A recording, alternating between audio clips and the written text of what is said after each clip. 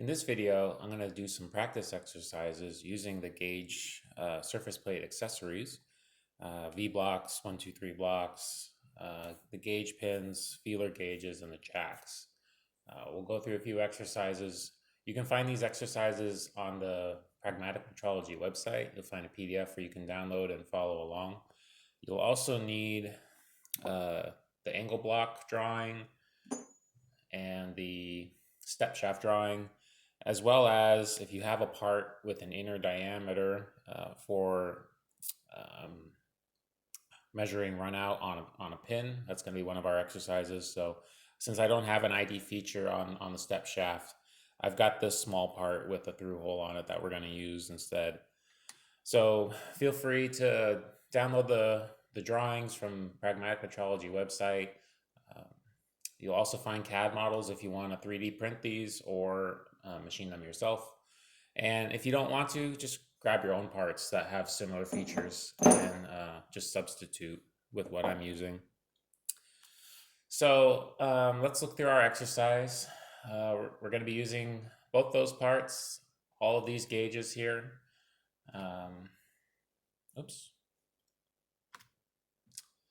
We have our drawings that we can reference.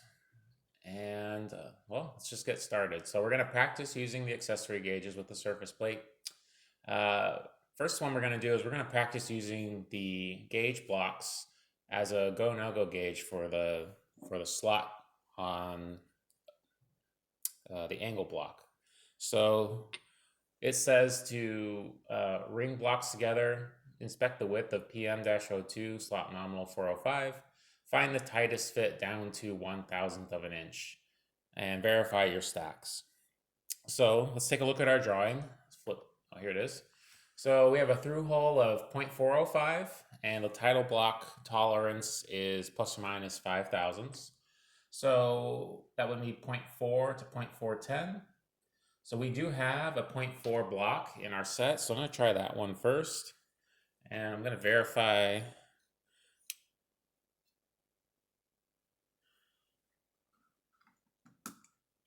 as I mentioned once before, the 400 looks pretty symmetric. So this is the 400 size.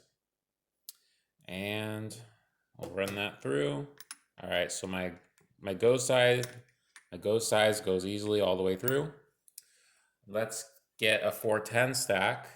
So to get a 410, I'm going to use a 110 and a 300. And I'm going to verify, there's my 300. And we're going to do our assembly process, cross them, twist them, slide them. And let's verify this stack with a micrometer. So it should be reading 410.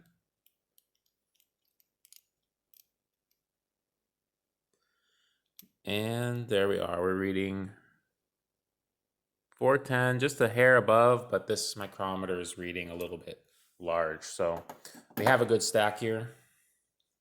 Let's see if our 410 goes in.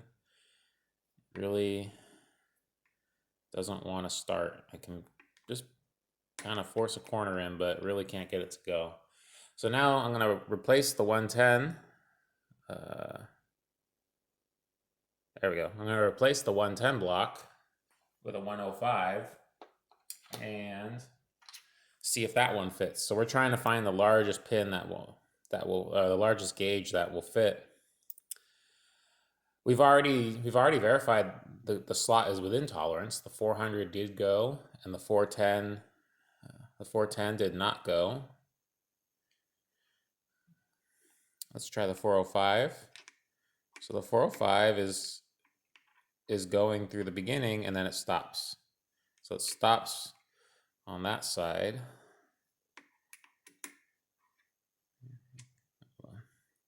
Try to show this on the camera. So it stops right there. That means there must be some sort of pinch point, maybe some deformation due to the machining. So let's keep going down. Let's find the one that goes all the way through. So I'm going to try the 103 and the 300. So make a 403 stack. I'm going to do this on camera. Twist, slide, and we go through. So I skipped the 404 size. Let's see if that one goes. All right, so gotta clean these off a little bit. Twist, slide. And it's pretty tight, but it goes. So that would be 0.404 would be the largest side that goes all the way through. And that means it's within tolerance according to our drawing, and it's a great way to check slots. So I really like checking what's tight tolerance. It's a great tool to use, the gauge blocks. And for open tolerance, yeah, in reality, I might have just used a caliper on both ends, 404, 408. So it definitely is a little tapered or something's going on, but both sides are in tolerance. But I still like using Joe blocks for that reason. Number 2A, using Joe blocks, perform a transfer measurement on PM-02 distances 3.210 and 3.450 using the test indicator, and then repeat with the scribe. So let's take a look at those distances. 3.210 is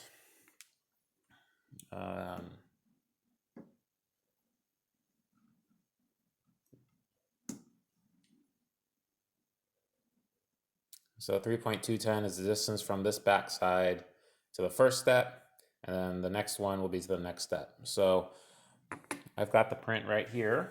You can follow along. So I need to build a stack that is 3.210 large.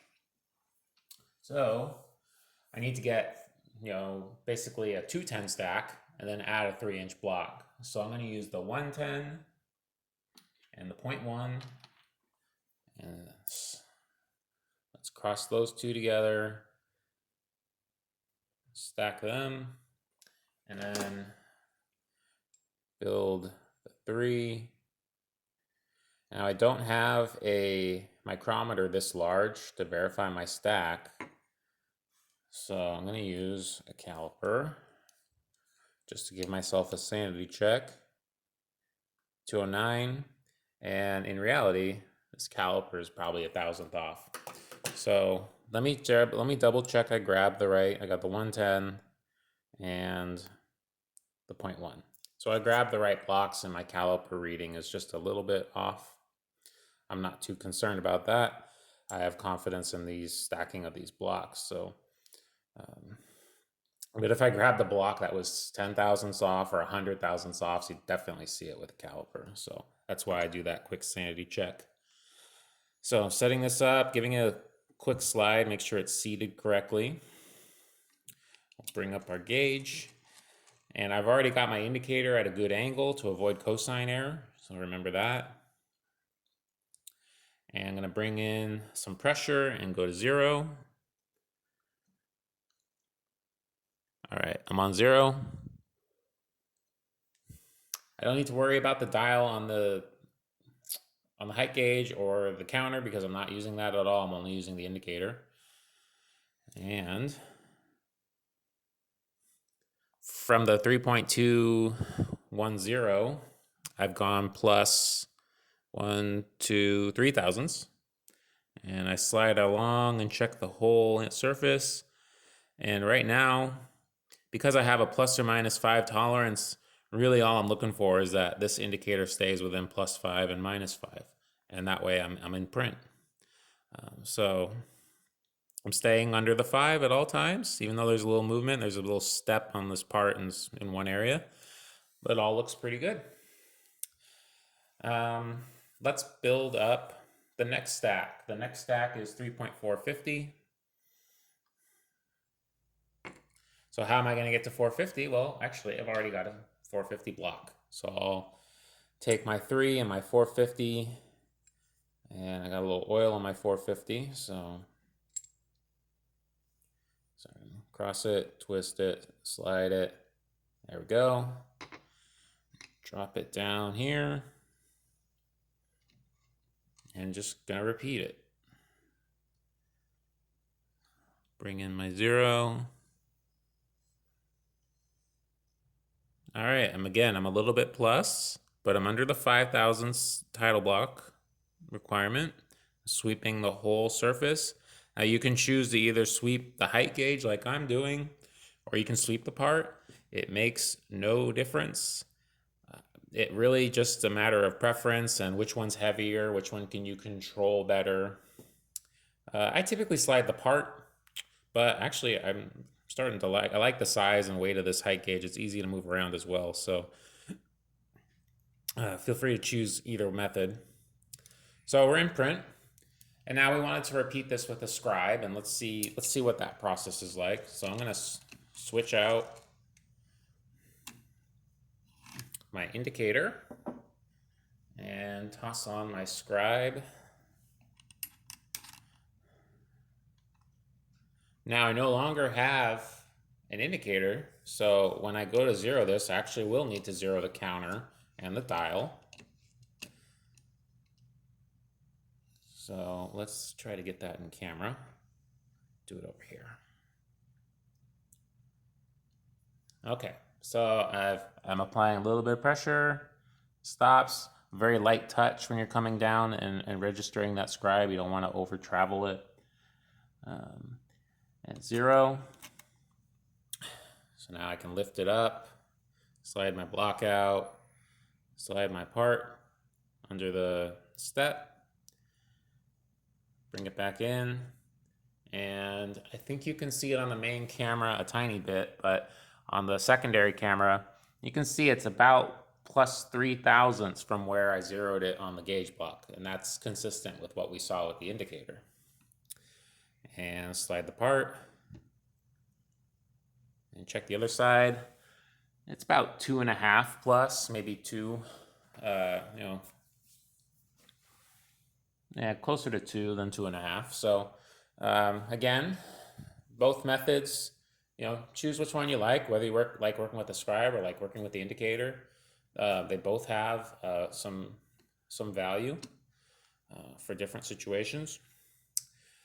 When you are using the scribe, I want to emphasize, bring a very light touch. Just grab the outside of the wheel and bring it down very gently. And then when it stops, your fingers will kind of roll off. If you keep applying a lot of pressure, you'll jack up the height gauge, or you'll deform the part, twist the part. Something will go out of balance. So you need to be very, very light. With the indicator, it's not as drastic because the indicator will usually move before the height gauge moves or the part moves. It'll just change. It'll just change whatever angle you've put the what do you call it? The natural state angle, for lack of a better word, right now.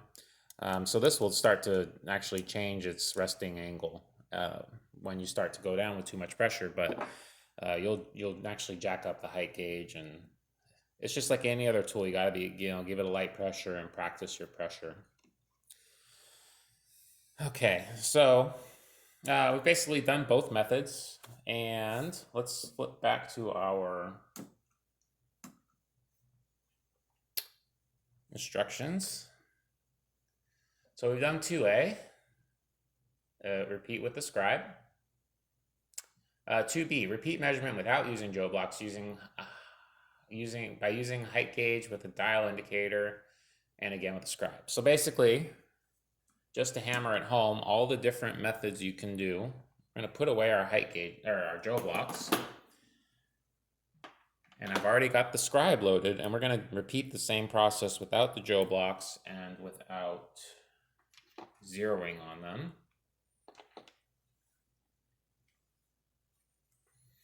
Just use the scribe for now. So I'm going to bring this down, and I'm going to zero.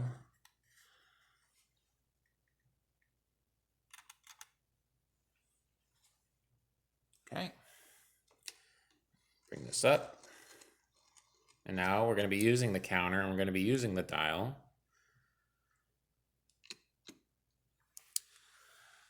So I read 3.212. Again, pretty consistent with what the other methods we used. and 3.2, 12 again. And I can go up to the next one and read 3.452. And the other one I can read 3.452 again. So, of course, you have both, should be consistent no matter what tool you're using. And what it comes down to is technique. Which technique are you better with? And accuracy. What level of accuracy do you need? So with a a test indicator, I'm going to zero everything again. Get the counter, get the dial, get the indicator. Right. And we'll come up. And now I've got to bring the pressure until the dial reads 0 again. Wow, I'm getting really good at this. And we'll take our reading 3.213. And actually, I didn't need to lift it, but let's see if I get lucky again. Getting pretty good with this indicator. Began 3.213, and I can slide it around. There's a little bit of movement, especially with the chatter on the end, but otherwise pretty stable. We'll go up to the next one.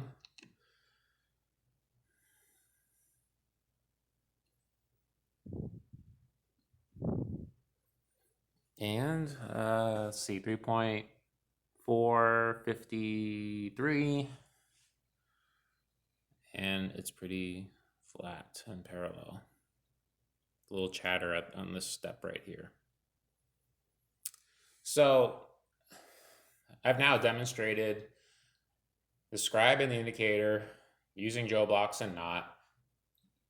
Think about what were the differences. There were a few differences in numbers. I can't deny that. With this open tolerance, every method I used was within print. So that, when it's open tolerance, you can choose any method that you're comfortable with and you think is quickest and easiest and accurate, of course. When it's tighter tolerance, I really want to emphasize bringing the Joe blocks into play and using a test indicator, because you are going to really get to see, amplify what's going on when you're using the test indicator, and you're going to bring in the accuracy of the Joe blocks without involving the height gauge accuracy. So the differences in all these different techniques that I had and different numbers, sometimes you're using the height gauge travel, sometimes you're not. Sometimes you're using the indicator, sometimes you're using the scribe. There's a lot of, additions and subtractions of accuracy. But I would say, if you're working on something tight tolerance with maybe 1,000, 2,000 tolerant zone overall, 0 on the gauge blocks and do a transfer measurement, which was the first thing we did. That will give you not only an accurate reading, but it'll actually very easily show you what's going on, because you'll be able to drag your indicator across the part, look at the entire thing, and compare it to your reference stack. And if you set your reference stack at nominal, again, it allows you to do an easy, plus or minus visual on the guide, on the gauge. You'll be able to see very easily, are you within tolerance or not, just by visually looking at your tolerance zone and seeing where the indicator goes. So I really like that method. So let's move on to number 3. So we're going to start using pins with the angle block. So measure the location of 2 holes on PM-02 angle block using combination of the following 3 methods. So let's pick our holes.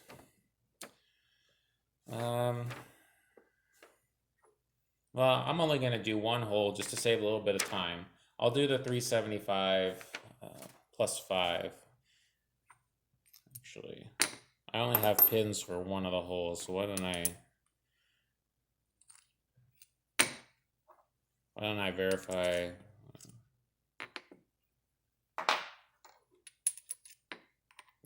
Yeah, we'll do the,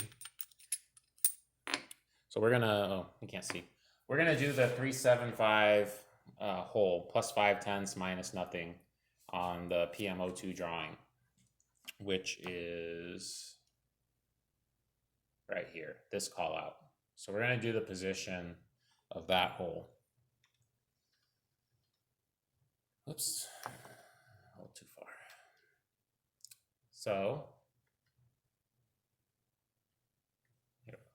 So let's do 3A. Insert pins into the hole. Find the distance from the rock to the top of the pin using a height gauge and shot math with the radius of the pin. Use both the test indicator and the scribe attachment. So let's do the test indicator first. So I've inserted the largest pin that will fit in there, which is a 0.3785.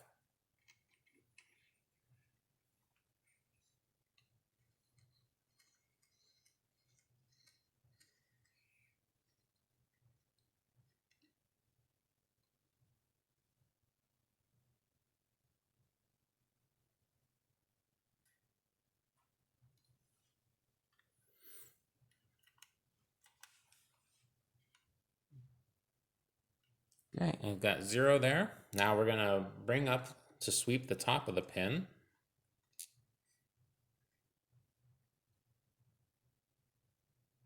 So we need to find the top of the pin before we can do any measurements. So I'm looking for that inflection point where the needle changes direction, which is right here. So I know this is the high point, and then I'm gonna bring in my pressure to 0.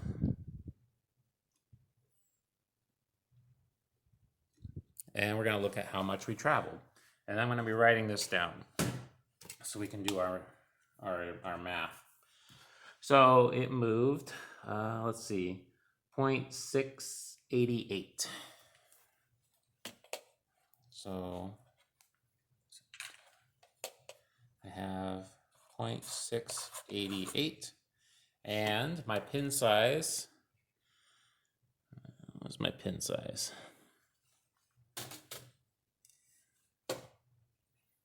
My pin size is a 0.3875, so I need to divide that by 2, 3,785. So I've got 150 plus 35 is 185. 0.189, and maybe 3/10 or 2/10. So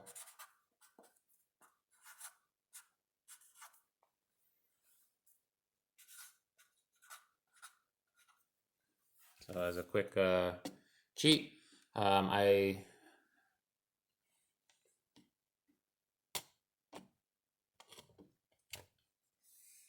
are my notes. I've traveled 0.688. My pin size radius is 0.189. So we're gonna, since I went above the center point of the hole by the radius, I'm gonna subtract that to get to the center point. So we'll do 0.688 minus 0.189. 7, 18, 9, 5, 17. 17 minus 8 would be 9. Sorry about that. And 5 minus 1 is 4. So our center point is 0.499. Sorry about that. 499 from the rock. I did round a little bit because I don't have a calculator with me, but don't round off until the very end when you're done. So when I divide this pin, I divided this pin in 2 and rounded off a little bit for the math, but 0.499 makes sense because our print requirement is right here, 0.5. So let's double check. I'm still on 0. Maybe it's a little off. There we go. Still on 0. And it's a good idea to check both sides of the hole because the hole might be at a bad angle. And you know what? It is. So I don't know if you can see, but the indicator's moved off 0 about plus 2 thousandths. So that means I need to adjust my pressure. And my new reading would be 0.690. And if you do the math again, you go through all this math, replace 0.690, you end up 2 thousandths higher, right? You added 2 thousandths to this one, so you end up at 0.501. So that means this hole is slanted upwards just by about 2 thousandths from end to end. But both ends are in tolerance. We have 0.500. We will, for the sake of this exercise, we'll ignore the true position requirement. We'll just treat it like title block, but just to make things easier. So we'll just treat it like title block for now. I'm going to do a true position video where I explain how that tolerance zone is affected by the true position requirement. But both ends are in print, whether it's 499 or 501. So let's do it again with the scribe. Let's see how the scribe affects it.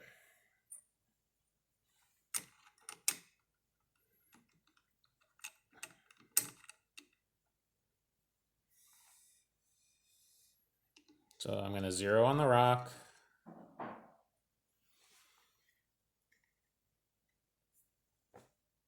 Make sure to avoid parallax there by getting a good, nice look at directly on.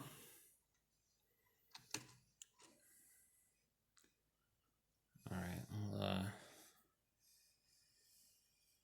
try to give you the best angle I can.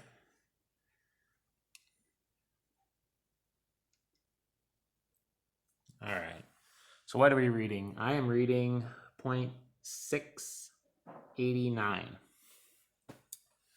So we end up just plugging into the same formula with the scribe, and 0.689 translates to 0.500. So we've got pretty consistent readings, although not exactly the same. And that is kind of due to the nature of different things being involved, whether it's an indicator or a scribe, but it should be relatively the same, or ideally exactly the same. Once again, I think using the indicator is going to be the most accurate way to do it. The indicator and the pin is going to increase your accuracy. Your pin is, a very smooth surface, and it's registered with the center point of the hole. So, and the indicator kind of amplifies what you can see. So that's why I like to do it. Now I want to take a quick moment to make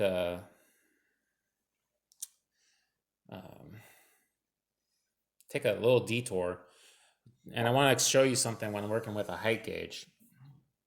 So I don't know if I'll try to get this on camera. Right now, when I'm looking at the counter and the dial, visually, I can see a 0.7 very clearly, and my dial is saying 89. So I told you it was 0.689, 0.688, but why is my height gauge showing 0.7? Why didn't I say it was 0.788? This goes into our discussions on micrometers and calipers when you're dealing with vernier scale. This is the same thing. These counters are not perfect, and because I can see the 7 so clearly, I know I'm close to the 7, 0.7 I should say. So it wouldn't make sense for me to say 0.789. That's very far from the 7. If that were true, I would be seeing a lot of the 8. The way these counters work, as you travel around, you can kind of sometimes see halfway in between an 8 and a 9, for example. So it's just like when we're doing our vernier scale, when we're reading our micrometers, and we're trying to see how close we are to 0, counting lines. It's the same concept. So if I put this back at 688,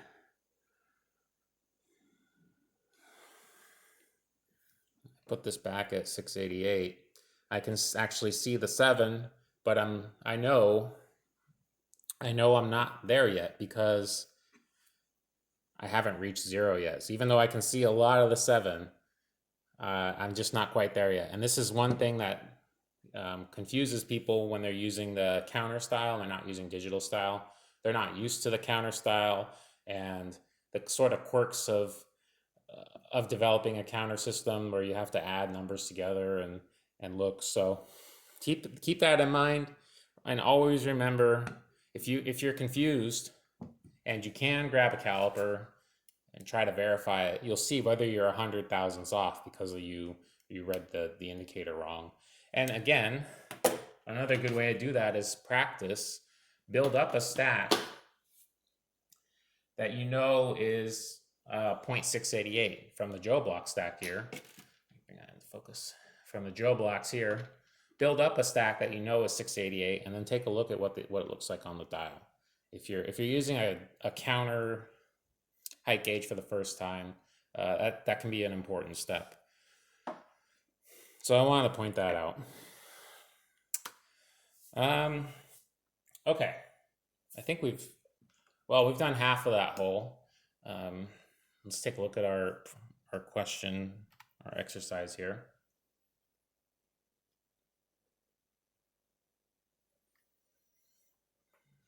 Use both test indicator and height gauge attachment. So we've completed 3A, except for the fact that you would want to rotate it 90 degrees and do it the other way. Save a little bit of time. I am going to continue, but it's the same process. It's exactly the same process. You just rotate it and go from the bottom to the pin. So 3B, repeat 3A by measuring from the top of the part to the pin and using the part overall height. So what's this saying to do? This print is set up with the datum on the bottom surface, and it's a finished part. So it makes sense to put the datum on the surface plate and work from the bottom up to the pin. But in your careers, you may run into a situation where you can't do that. You can't go the direct method, or it may be that the surface, that the datum is the top surface, and you just can't put that top surface on a surface plate for some reason. You're going to have to go the other direction. So I want to show you how to handle that situation, just so you see it. I've already got our scribe loaded. So, because one day you may need to do this, we'll zero off the top. I'm zeroing the counter. Okay.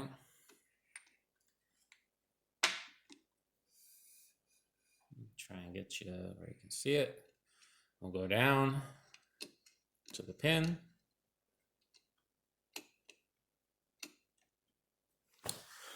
So I am reading. Oh, you know what? Our counter is going backwards, so I'm gonna go up just to save myself, because I don't work with counters all the time either. You know, I gave you that warning about misusing them. Oh, dang. I'm gonna work my way up from the top of the pin.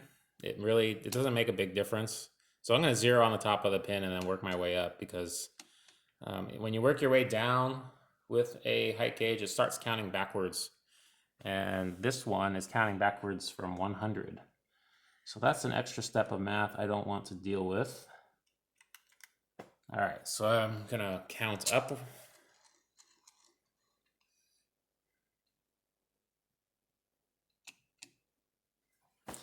So from the top of the pin, 1.663. I'm doing a little bit of rounding just for some math, make math easier. 1.663. So that was our distance traveled. We have our radius from the previous calculation. So to get to the center point from the top surface, I'm going to add the radius this time, because I want to know where the center point is relative to the top. So we're going to add 189. Sorry, for my left hand blocking the screen, but it's unavoidable. 12, 14, 15, 8, 1.852. So it's 1.852 from the top surface to the center point of the pin. And now, this could be a situation where the bottom is still like unfinished. It might be flat, but there may be extra material. But you want to give yourself a check to say, all right, did he put it drastically off so that when he finishes the part, is it going to be in print? That's one of those in-process checks you may need to do. The machining operations can be in any order. Surfaces can be finished in any order. So you may need to do something like this in that situation. So I'm going to grab the overall length with the caliper. Certainly could do it with the height gauge, but save a little time. 2.348.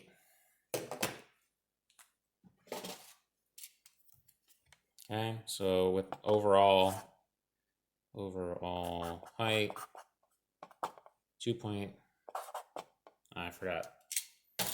I forgot the number already.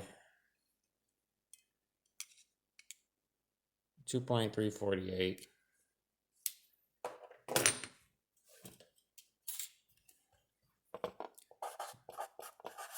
Okay, so we'll do our math.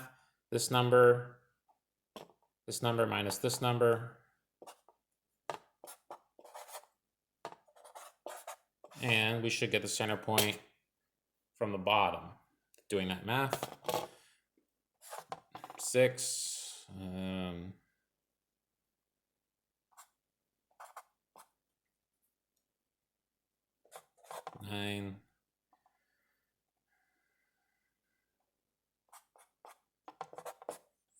0.496. So not the same as our 0.499 or our 500 that we had before, our 501. And as I mentioned before, when we put the pin in, it's slanted in one direction, but overall, this number is still in print. This 496 is still in print, and just a different way of doing it. I would prefer the direct method. Just want you to practice using the indirect method. We can practice again using our indicator. And with our indicator, we'll kind of go through the same process. So I'm going to 0 on the top surface.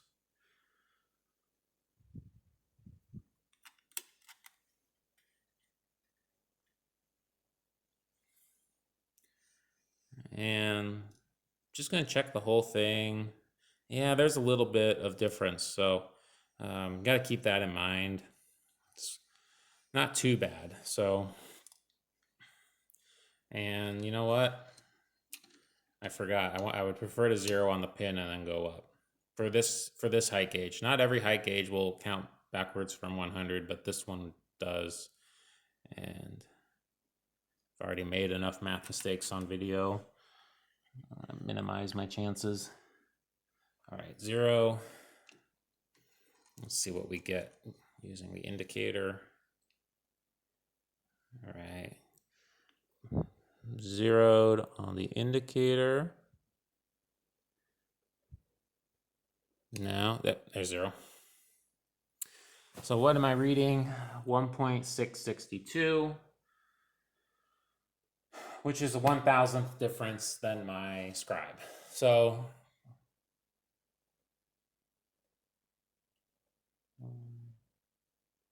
it's going to end up at 497 when you do the math all said and done, using the radius of the pin. So again, bunch of different methods. Don't always achieve the same result. That's unfortunate, but that's the reality. Stick with the most accurate methods when you really need that accuracy, and it's okay to use some of the other ones when you have more open tolerance. Generally speaking, clearance holes are open tolerance. This one's got a true position requirement, which we're going to practice true position in another video. So, but just take a look at your position tolerances and your size tolerance when you're deciding which approach you're going to take.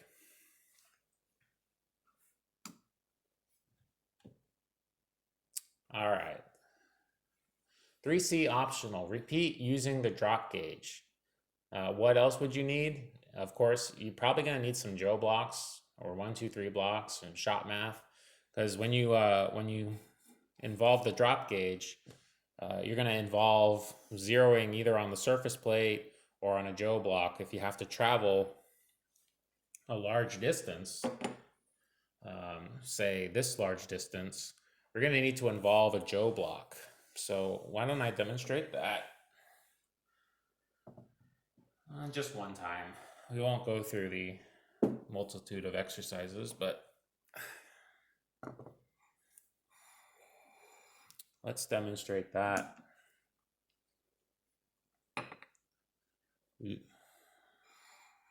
All right, I think you can see the indicator relatively well. It's not bad at all. All right, so there's no way I'm going to be able to lower the indicator and still reach the top of my pin. It's just not enough travel. So what are we gonna do? I'm gonna look at my nominal. My nominal is 2.5 inches, and I'm gonna be using the pin. So I feel like using a 2-inch Joe block will help me set our 0 and maintain the range of the indicator. So I'm going to do a quick range check. I can 0 off of that, and oh, I need to raise it a little bit more. I can't get to the top of the pin. So I'm going to 0 off of that, and then I'm going to check it on the pin. So let's do that exercise. Then my 2-inch block.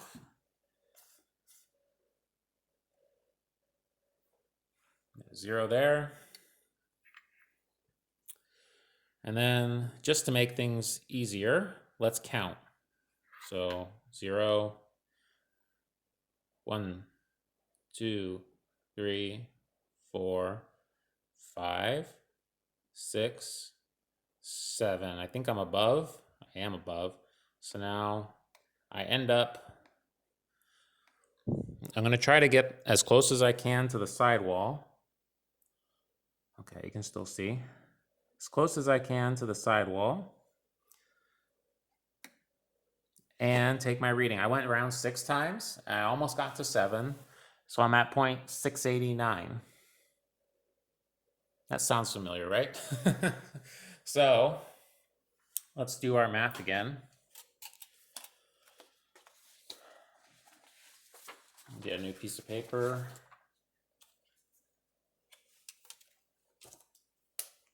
So our travel from our indicator was 0.689, and we offset it by 2 inches. So I start off with 2.689. I need to add the radius of the pin. Actually, do I need to add it or subtract it? I went above it. I need to go back down. So I need to subtract 0.189. And my final distance, exactly 2.5.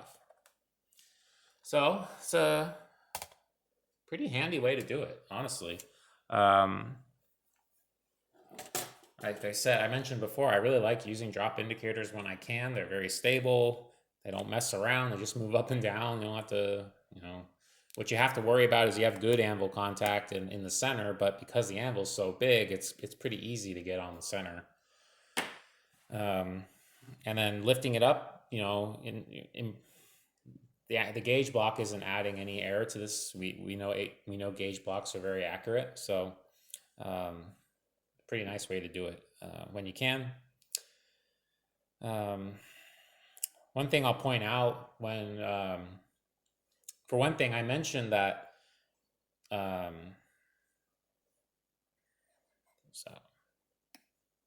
when we had the block in this orientation sitting on the rock, we knew it was slanted up and down this direction, or it might have been the other direction. When you rotate it this way, you still need to double check that. So let me check both sides. And I get point as close as I can. About 0.689. Flip it around.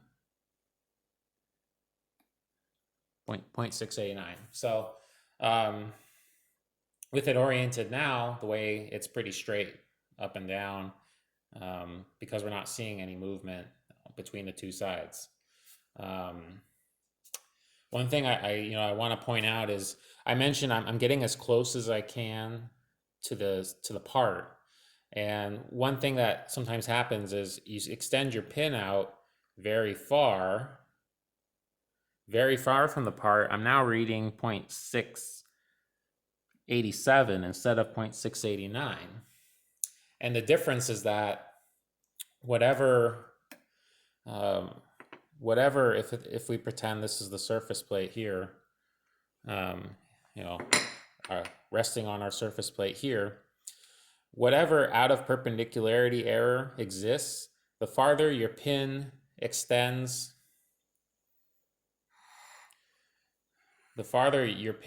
away from the part, well, that perpendicular error gets amplified, and you'll pick it up more and more. So it's good to get as close as you can to the body of the part so you're not getting any false readings of amplified error. And that's true whether you're using an indicator, a test indicator. If you're running your test indicator far away from the part, that error is also going to amplify, or a scribe or anything, even any other tool. But it's really noticeable with indicators. So as much as you can, register your contact close to the part and avoid that issue.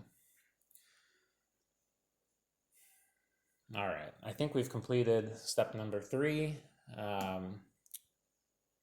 Let's take a look, and then if we have, we're gonna stop this video, pause for a moment, and then keep going.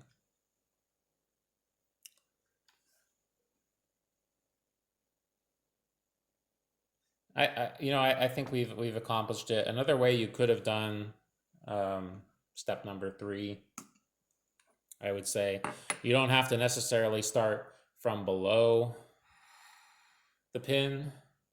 I have my gauge block below the pin. You could start from above the pin and go down, and then all that's different is the shop math becomes different. It becomes a little more complicated that way in this setup. So I like to go up. It's a little easier. The math was very easy, as you saw. So, but you have options. Keep these in mind. Every situation is going to be different. I could have used the top of the part and drop down to the pin, and then use the overall length of the part. Right? So we have a lot of options that way. But I want to thank you guys for watching. I'm going to take a quick break and continue with exercise number 4. All right. Thanks.